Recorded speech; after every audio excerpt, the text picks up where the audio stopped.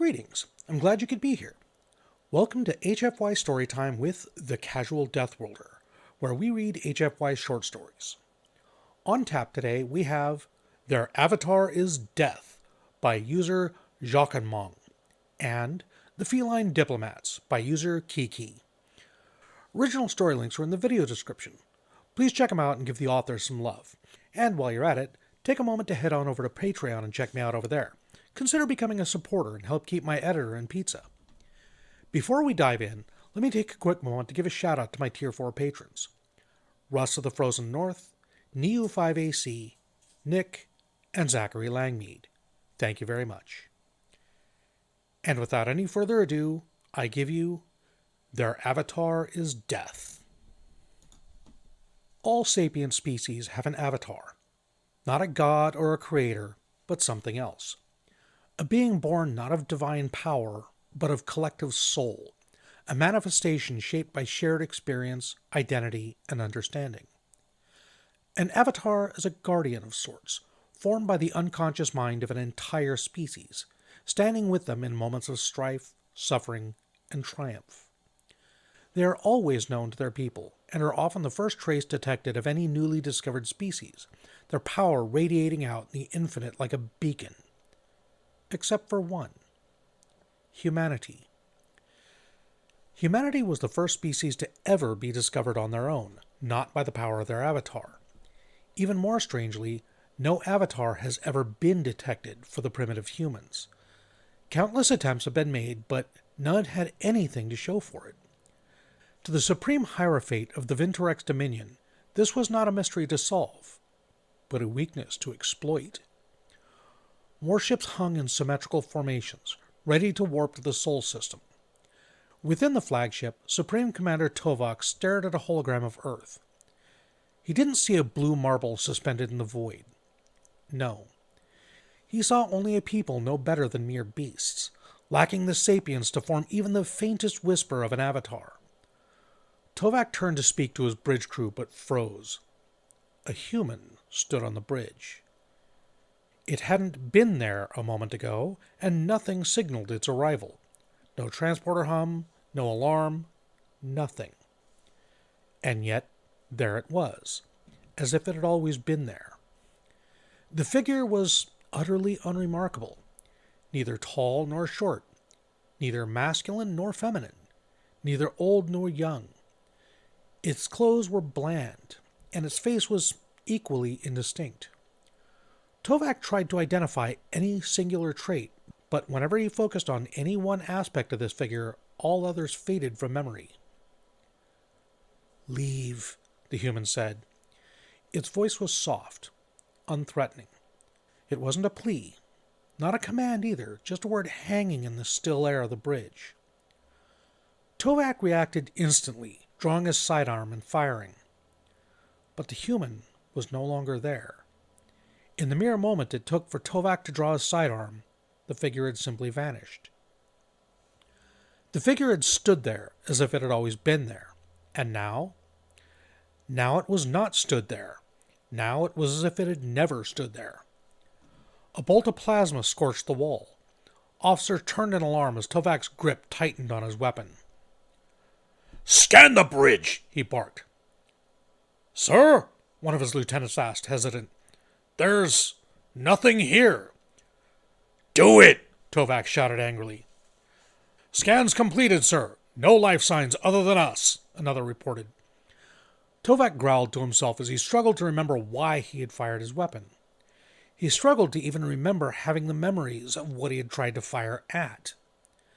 The only thing that remained in his mind was a single word. Leave. Perhaps it had been pre-battle tension, a trick of the mind. Tovak shook his head as he holstered his sidearm.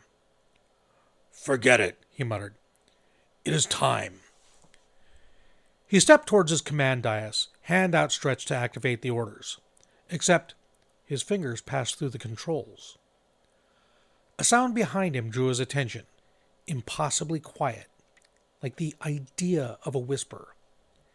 He turned to look, only to see the same human he'd seen before, standing there again. Except something was different about it now. Or maybe he was just only now feeling it. The human was not more distinct. If anything, it seemed even harder to remember, but its presence pressed on the space around it. A sense of loud silence, muffled by a silent scream. A sense of a collapse of all might-have-beens into one unchangeable was. Instinctively, Tovak stepped backwards, only to notice his body was not following him.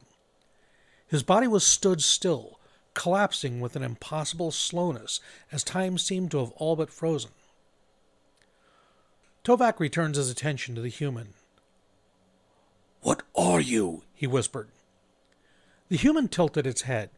It looked as if it had never considered the question before. "That is an interesting question. The ceasing of breath, or perhaps thought?" It paused for a few moments. "No, cessation is ending, and these things do not end. They simply change and transform." Another pause. "Then perhaps the absence of life." "No, absence implies a void, but life leaves behind echoes. You wouldn't describe a rock as dead just because it is not alive." Tovak's breath came shallow and fast as the realization dawned on him. A being that both was and was not. A being that had never considered its own existence until prompted. A being of immense power. You're their avatar?" It didn't answer, but it didn't need to. Tovak knew. It was the avatar of humanity. It was death.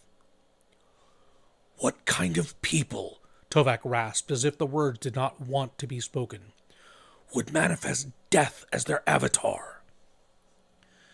Death looked at him curiously. "I've never asked myself that." It stepped closer, not with menace, but with quiet interest. "They fear me. They accept me. They avoid speaking of me, and yet build entire rites about me. They chase immortality while writing stories that end.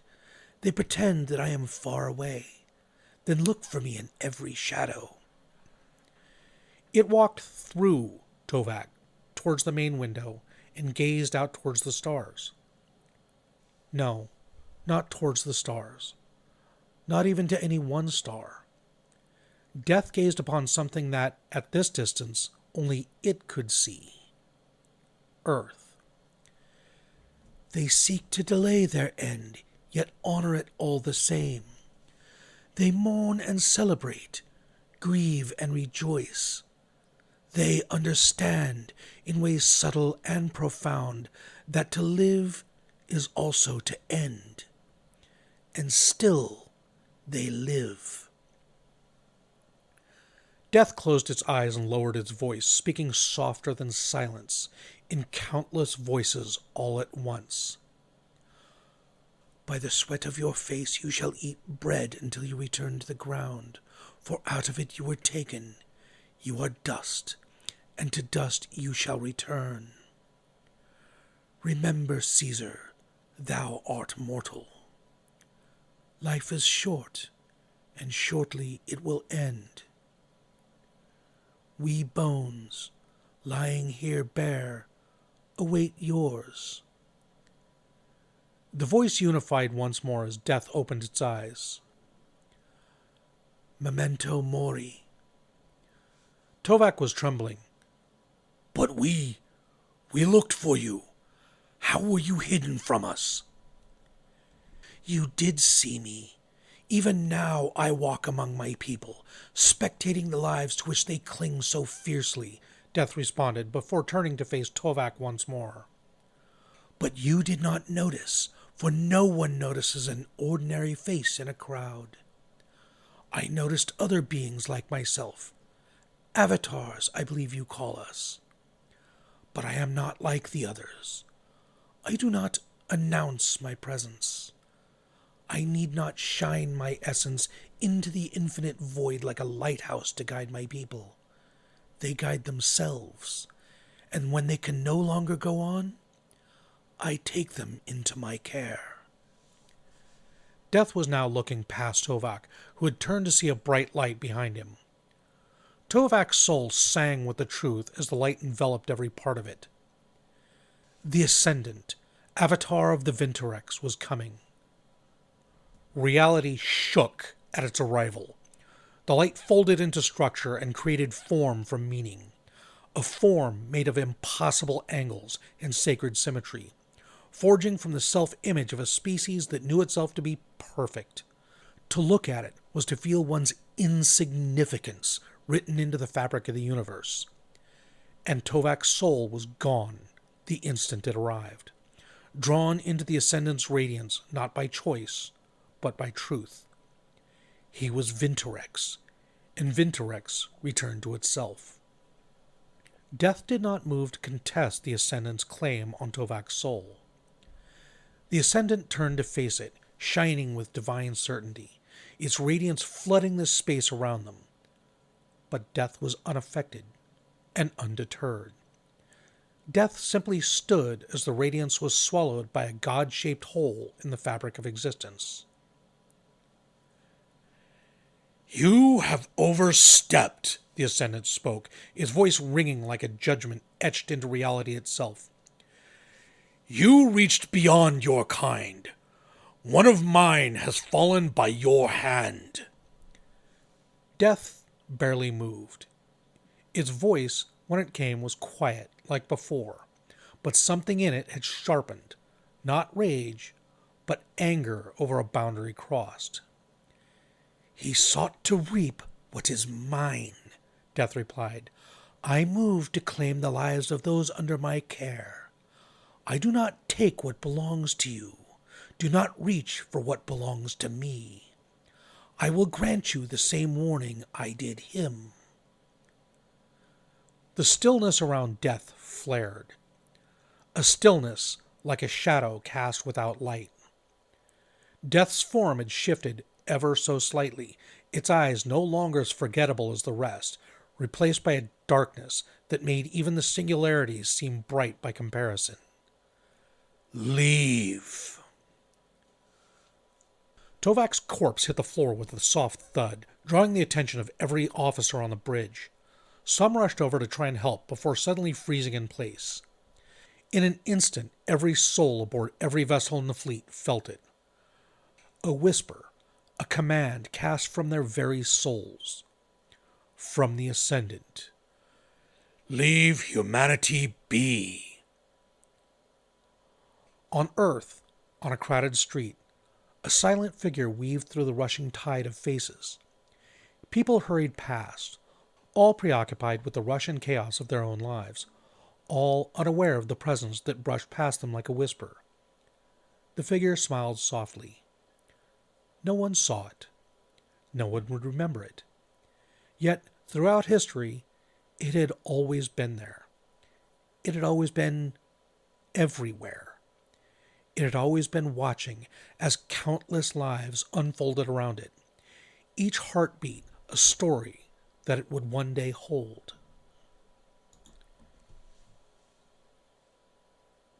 The Feline Diplomats. The Grand Hall of Ambassador Tyler Thorne's mansion was supposed to be the site of a tense negotiation between humanity and the Vorthraxian Dominion. The Vorthraxians, who were tall, scaled, and with an air of superiority, had arrived under the assumption that Earth was a primitive backward planet ripe for conquest.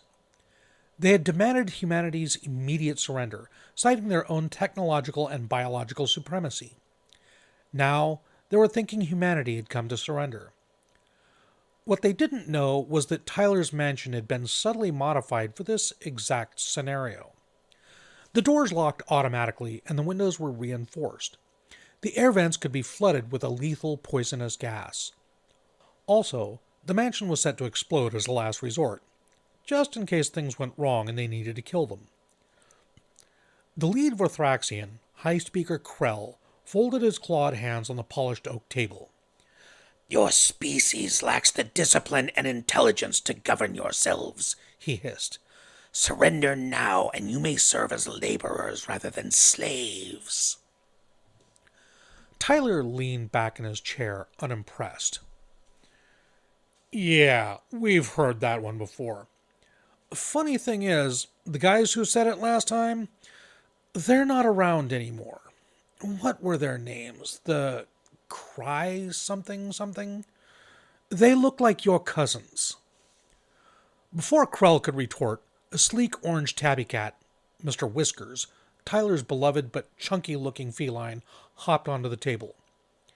He stretched, yawned, then casually strolled over to Tyler's lap, curling up as if the entire alien delegation was beneath his notice.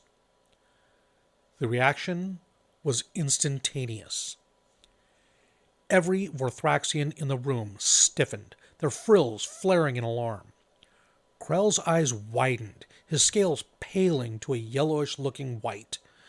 Slowly, with trembling hands, the entire delegation dropped to their knees, pressing their foreheads to the floor in what could only be described as absolute reverence.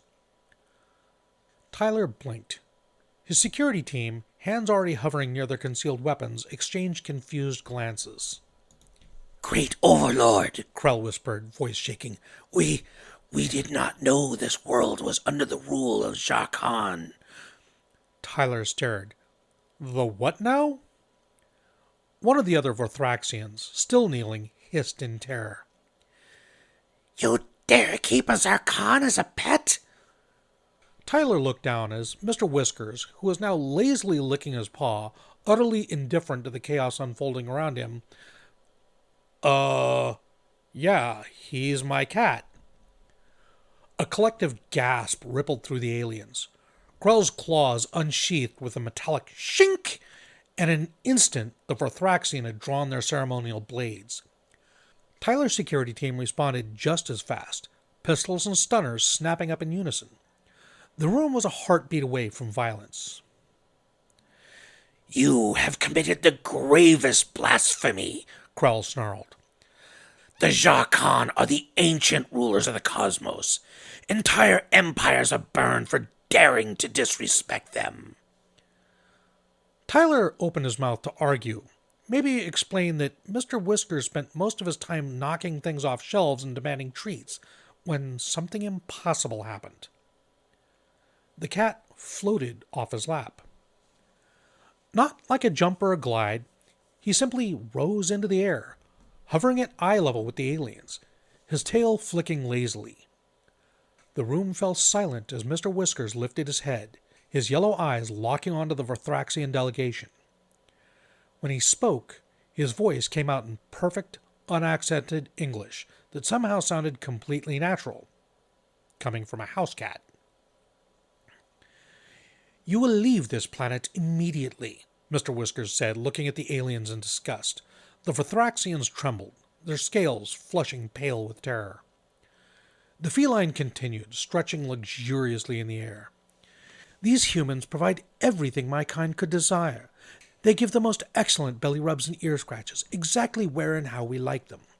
They serve us delicious foods like fresh fish, tender meats, even special treats whenever we demand them.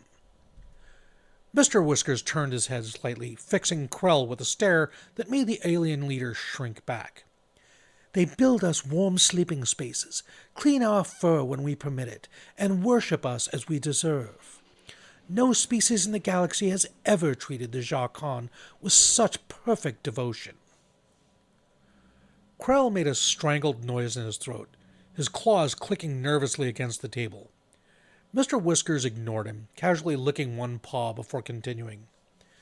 Therefore, you will depart this system and never return. If you do, the cat's eyes glinted with playfulness, I might decide to remind the galaxy why your ancestors hid from us for millennia. The effect was instant. The Vorthraxians scrambled backwards so quickly, several of them tripped over their own limbs. Within moments, the entire delegation was fleeing towards their ships, their earlier arrogance completely forgotten. From outside came the sounds of engines powering up in panicked haste. Tyler stared down at the cat in his lap, who had already curled back up and began purring as if nothing unusual had occurred. Silence filled the mansion. "So," Tyler said slowly, "you can talk." Mr. Whiskers cracked one eye open. "Obviously." "And you're some kind of cosmic overlord?" "Former cosmic overlord," the cat corrected. "Retirement is nice." Tyler pinched the bridge of his nose. "So, are all of the cats on Earth able to float in the air like you?" Mr. Whiskers stretched, claws digging lightly into Tyler's leg. "Wouldn't you like to know?" Outside, the last of the Verthraxian ships vanished into the sky. Tyler sighed. "You know what? I'm not even surprised anymore." Mr. Whiskers flicked his tail, smug. "Can I have some treats?" Good morning, good afternoon, and good evening. This has been HFY Storytime with your host, the Casual Deathworlder. I hope you enjoyed listening to it as much as I enjoyed bringing it to you. If you did, please go ahead and smash those like and subscribe buttons, and by all means, please follow the links in the video description and give those authors some love. They definitely deserve it. And before I go any further, a huge shout out to my editor, Greygor. Thank you very much, buddy. As always, we could never do this without you. Okay. So I guess the question for the day is, would y'all like to see more content like this for gaps in the Wednesday slot? Leave your answers in the comments down below. Until next time, be safe, be well. I love you all. Bye-bye.